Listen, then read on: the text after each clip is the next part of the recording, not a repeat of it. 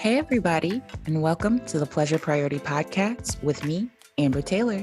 This is the podcast all about how you can have the audacity to put yourself and your pleasure first, which ultimately shapes a life perfect for you. We discuss friends and family, career and money, oppression, healing, and mental health, current events, and historical ones too. Basically, all things life and pleasure and how you can create more of it authentically. I'm your host, Amber Taylor, and it's my pleasure to talk to you every week. Let's tune in. Hello, my friends, and welcome back to the Pleasure Priority Podcast. So today we are jumping right into a new series, basically about one of the main tools and philosophies that I use in my work with my clients. And I'm going to break this down over a couple episodes, but today we're talking about the power of your mind. And I just want to start with a couple fun facts because it's amazing what our minds can do. But did you know that you have over 60,000 thoughts a day? Yes, that is 60 with 3 more zeros behind it. You're definitely not conscious of all these thoughts running through your head every day, because if you were, you literally wouldn't be able to do anything else than think. Like, you could not walk and talk, you couldn't walk and chew bubble gum, like you could not do anything other than think.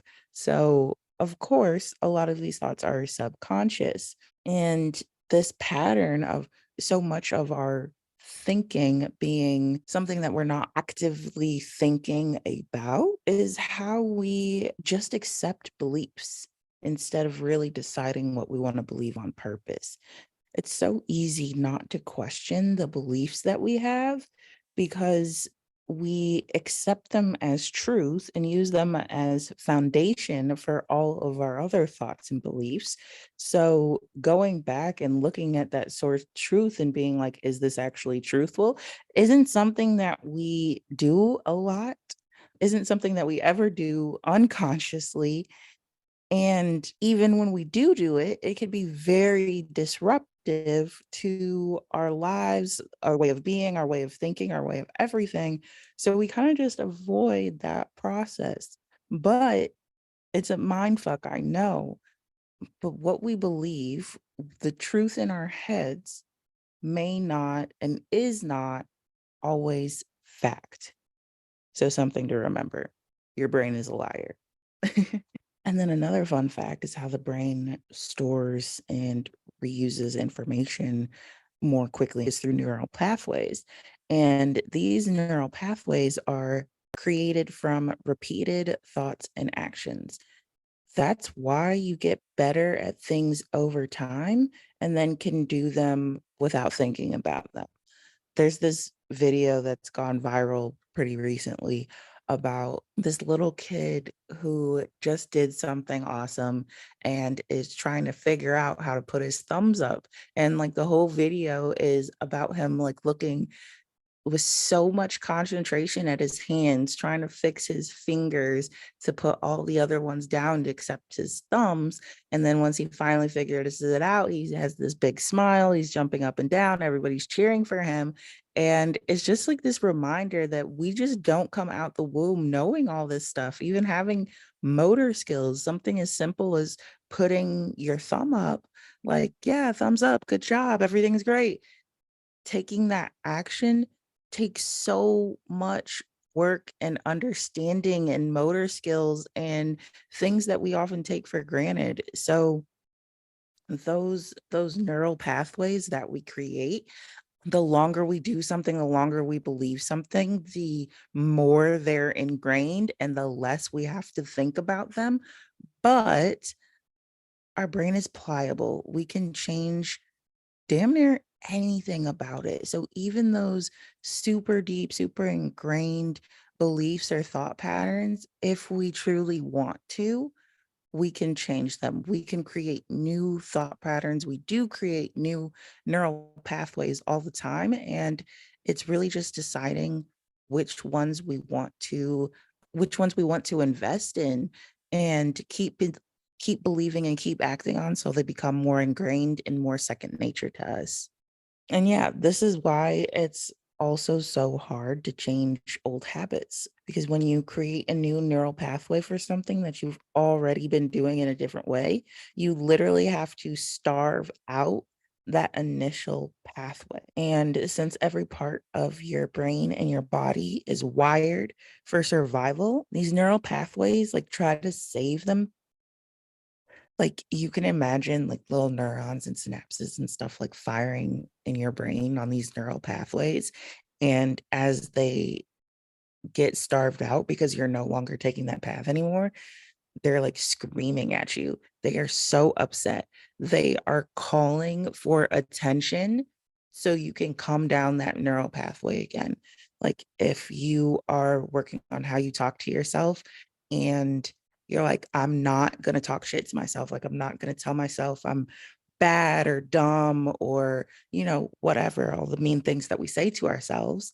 Like, if you're like, "I'm just not gonna do that anymore," and then you do something where you in the past you would have called yourself stupid, your brain is gonna be on fire. It's gonna be, like, screaming at you. This is why you're bad at everything. This is why you are stupid. This is why you shouldn't try to even try new things and blah, blah." And it's doing that as a survival response. It's trying to throw everything it can at you to not be forgotten, to not be overwritten by some new way of doing things. And that doesn't mean that you're wrong for trying to change. It doesn't mean that it's not going to be hard. It just means that every part of you is trying to stay alive, is trying to survive, is trying to protect itself. And you get to decide consciously what you want to survive and what you don't. It's like when you get sick, when you get a virus, like that virus wants to do everything it can to stick around and stay alive. But you're like, nope, I'm going to drink a bunch of water. I'm going to take some medicine. I'm going to get some rest. I'm going to starve you out. I'm going to kill the virus because I don't want you as a part of me. It's like the same kind of concept. So, another cool thing about your brain is that its chemistry changes based on what you experience and how you are witnessed and supported through that experience, starting in the womb. So, stress and trauma and how we are supported or unsupported through that stress and trauma literally changes how our brains work. So, trauma happens when we have too much of anything too fast or too little of anything for too long. So, different things can cause trauma for different people at different times. But everyone has trauma, and understanding how your brain, your nervous system, and your experiences play together can unlock so much clarity and freedom and decisiveness in your life. So, this can easily turn into a geek out episode on how cool and amazing the brain is. But I'm saying all these fun facts to convey how powerful your brain is and how it does so much that we haven't even begun to understand yet. But for the parts we do, I got some help for you. So, how you think decides so much of your life and your experience in life. And you can either let this powerful tool run rampant like an unattended toddler, or you can manage your mind. So, how do you manage your mind? Well, this is where the model comes in, the tool that I used from my first teacher, Brooke Castillo of the Life Coach School. And the model is based in cognitive behavioral theory, but the way that I am going to be talking about it and using it is adapted from Brooke. Steo's version. So this model is a CTFAR model, and that is an acronym for C is for circumstance, T is for thought, F is for feeling, A is for action, and R is for results. And essentially, you can use this model as a framework to model out anything in a way of understanding how you're feeling in the current moment, understanding how what you're thinking creates the results in your life, understanding how you're showing up and the difference between what you're actually doing and what you want to be doing and why. Like, this is such a powerful tool for reflection and understanding and even manifestation. So, the circumstance is the undeniable truth of a situation. It's what did happen, what is true. In the circumstance, we don't really want to include what didn't happen or what we think should have happened or conjecture. Okay, so for an example, if you have thoughts about like a relationship you're in and maybe you haven't gotten a message back in a while, the circumstance could be like, you don't wanna put so and so hasn't texted me since last week because it assumes that so and so should have texted you or something should have happened that didn't happen.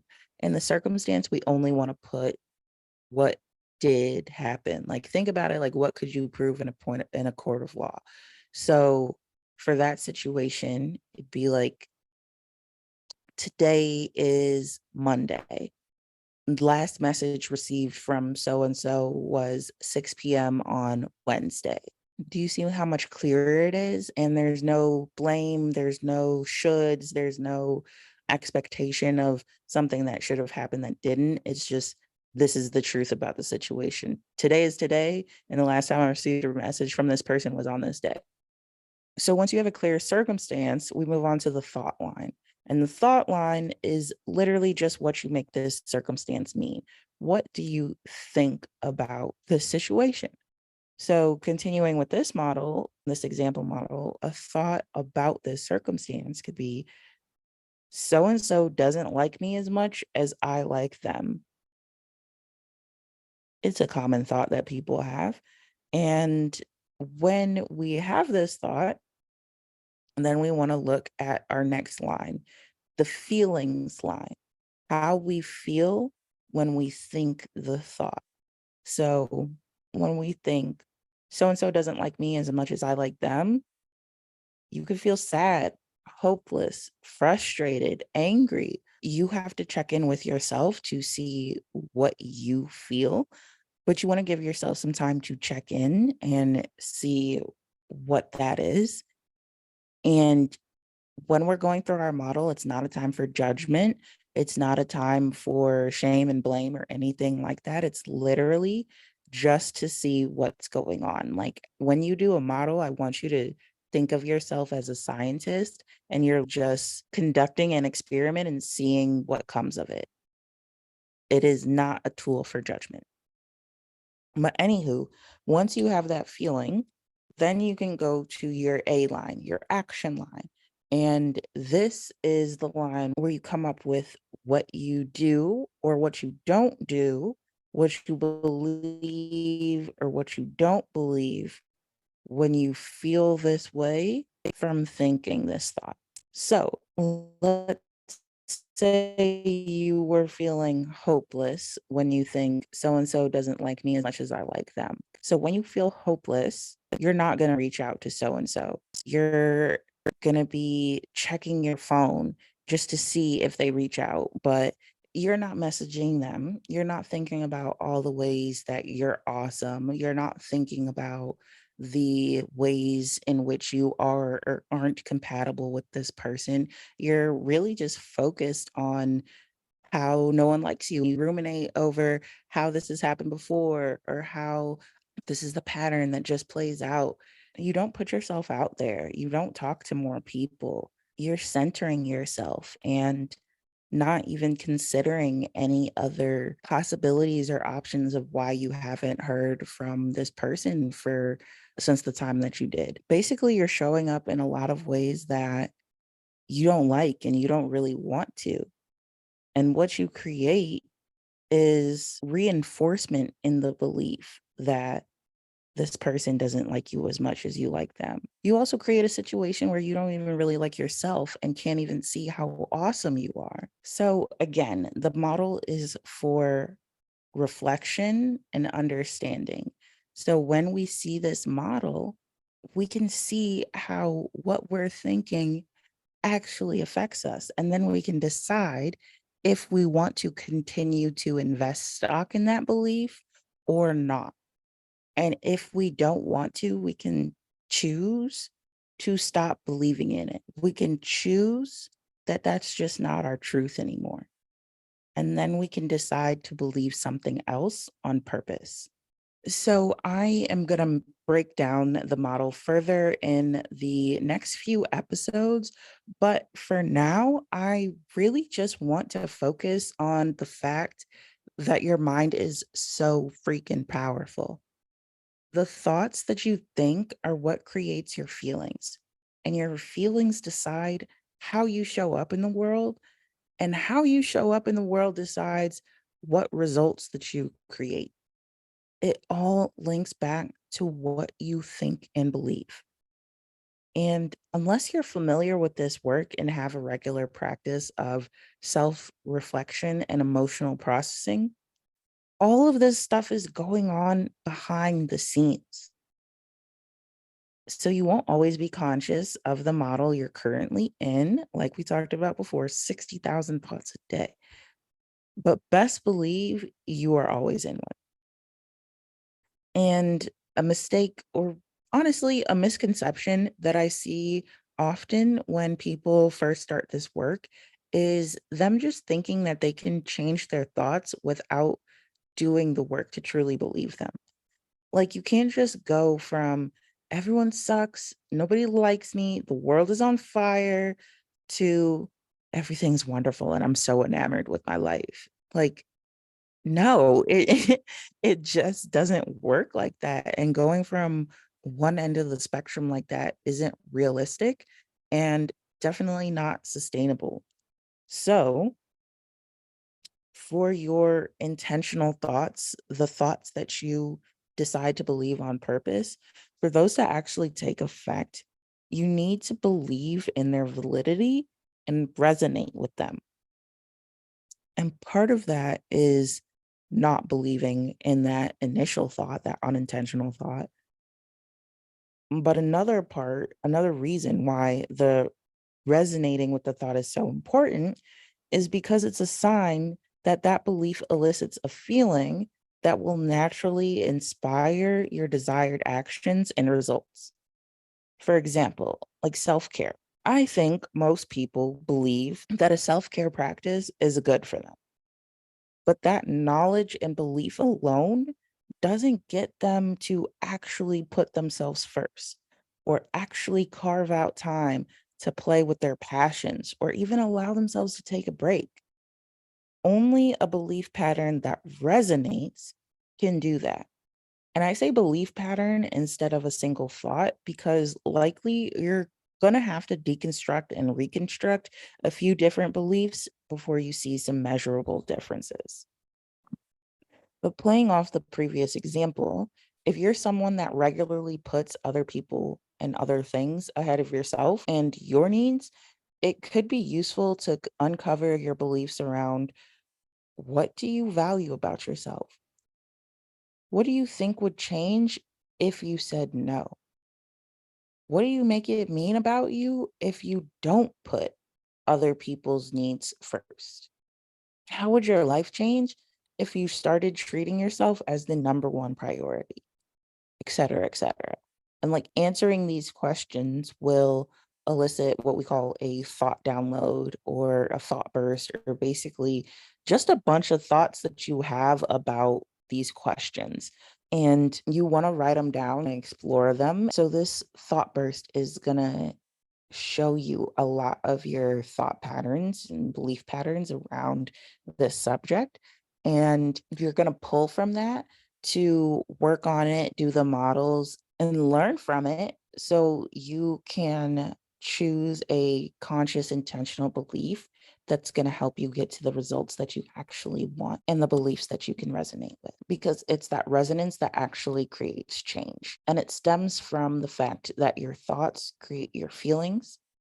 And when you choose thoughts intentionally, you're choosing the ingredients to get the results that you want. So I know that sounds like a little plug and play cheat sheet to life. And it is, but it also isn't. It helps make things so much more understandable and workable and clear. And you can feel so much freedom and liberation from just having this understanding. But at the end of the day, life is still life, and there's more than the model. And this model isn't the end all be all, but it's super, super helpful. So I want y'all to try understanding your thoughts in a different way, looking at the model, approaching this stuff from a scientist's perspective, and really just understanding yourself from a deeper lens and gaining more control and clarity over what you think, how you feel, and what you do in your life. Y'all, before I became a coach, before I got my first coach, I changed so much of my life off of hearing this concept in a podcast. So I know how powerful this work is, and I want you to experience it for yourself. And when you're ready for additional help and guidance in this experience, I'm here for you. Go ahead and click the link in the show notes to see how you can work with me today. All right, my friends, I'm going to leave you with that, but we're going to continue this series next week with So I Feel Things, Now What?